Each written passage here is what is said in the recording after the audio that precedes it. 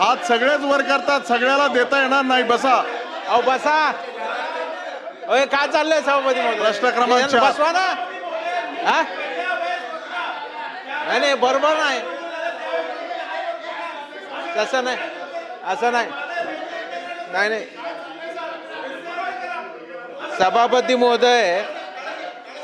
महोदय आपला खुर्चीचा सन्मान सगळ्यांनी ठेवला पाहिजे. सभापती महोदय आपण बसा म्हटल्यानंतर आम्ही सगळेजण बसतो. सभापती महोदय असं नाहीये. सभापती महोदय प्रश्न पुढचा पुकारलाय आपण. आपण जरा बसा सगळे खाली.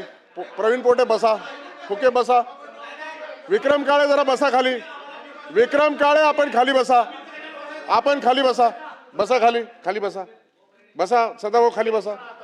बसा फुके साहेब खाली बसा.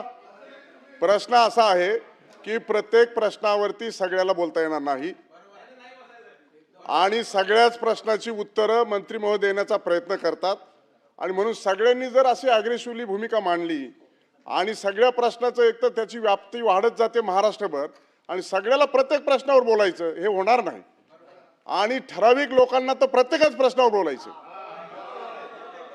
आणि 4-4 वेळेस आपण सूचना देऊन जर अशी भूमिका होणार असेल तर सगळ्या सभागृहाकडे सर्वसमावेशक लक्ष देण्याची आवश्यकता आहे. मी ते देण्याचा प्रयत्न करतोय आणि म्हणून सातत्याने अशी चढाओढीची भूमिका ही योग्य नाही आहे. प्रश्नाला न्याय मिळत नाही आणि या प्रश्नाकडे प्रश्नोत्तराच्या तासाकडे संपूर्ण महाराष्ट्राचं लक्ष लागलेलं आहे. मंत्री महोदय अतिशय अभ्यासपूर्वक उत्तर देत आहेत. मी त्यांच्या प्रत्येक वाक्याकडे माझं लक्ष आहे. रिपीट झालं तरी कोणाचा ते अनादर करत नाहीत, त्याचा उत्तर देण्याचा ते प्रयत्न करतात आणि सातत्याने अशा पद्धतीचं हे योग्य नाही आहे आणि सभागृहामध्ये शिस्तीचं पालन आणि अनुपालन होण्याची आवश्यकता आहे. त्यामुळे मी ज्यांना बोलायला देईल त्यांनाच बोलता येईल, असं माझ्यावर प्रेशर करून मी कोणाला बोलायला देईल असं अजिबात गैरसमज करून घेण्याची आवश्यकता नाही आणि म्हणून आता प्रश्न क्रमांक 4 विक्रम काळे. सभापती महोदय प्रश्न क्रमांक 90-93. सभापती महोदय छापल्याप्रमाणे. सभापती महोदय आदरणीय दादांचं मी या निमित्तानं अभिनंदन करीन की ते मंत्रिमंडळातील एक ज्येष्ठ मंत्री आहेत आणि मुख्यमंत्र्याकडे त्यांचं वजन आहे. वरिष्ठ महाविद्यालयातले जे प्राध्यापकाची पद आहेत, खरं म्हणजे उच्च शिक्षण हे अतिशय महत्त्वाचं आहे दादा, आपल्याला पण माहीत आहे आणि म्हणून आपण ही 80% भरतीपेक्षा 100% भरती झाली पाहिजे. आता नवीन NEP कायदा आलेला आहे, त्याच्यामुळे याच्यात बदल झालेत, त्याची आपण अंमलबजावणी करतोय. कार्यभाराची पण काही अडचण आहे, त्याच्यामुळेही प्राध्यापक संघटनेने आपल्याकडे पण निवेदन दिले, आपण बैठक लावण्याचं कबूल केले, त्याबद्दल मी आपले आभार व्यक्त करतो. पण त्याच्यामुळं पण काही पदं वाढणार आहेत.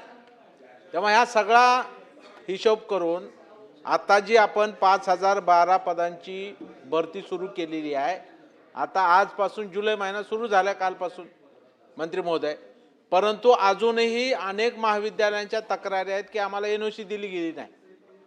तर पहिले आत्तापर्यंत राज्य स्थापनेपासून या महाविद्यालयांना पद भरायचं असेल, मग ते प्राचार्याचं असो किंवा प्राध्यापकाचं शिक्षकाचा असो, ही पद भरती करण्यासाठी NOC घेण्यासाठी विभागाला जे सहसंचालक असतात त्यांच्याकडे जाऊन ही घ्यावी लागत होती आणि त्यानुसार जाहिरात होऊन ही आपली भरती होत होती, ही प्रक्रिया होती.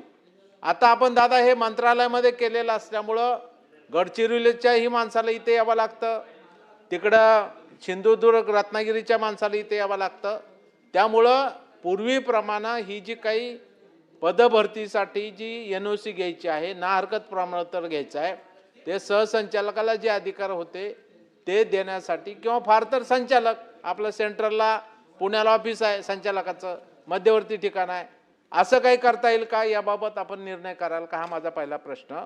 आणि आता 5012 म्हणजे कालचंच उदाहरण मला काल आपली चर्चा झाली दादा, त्यानुसार मी कालच राज्यामध्ये अतिशय नावाजलेलं राजश्री शाहू महाविद्यालय लातूरला आहे, तर त्यांना विचारले वा तुम्हाला NOC मिळाली का, तर नाही मिळाली. का अडचण आहे, तर म्हणले आता आम्ही NOC मागितली परंतु रोस्टर सुद्धा अपलोड केलंय, परंतु आमचे 2 विषय दाखवले गेले नाही त्याच्यात.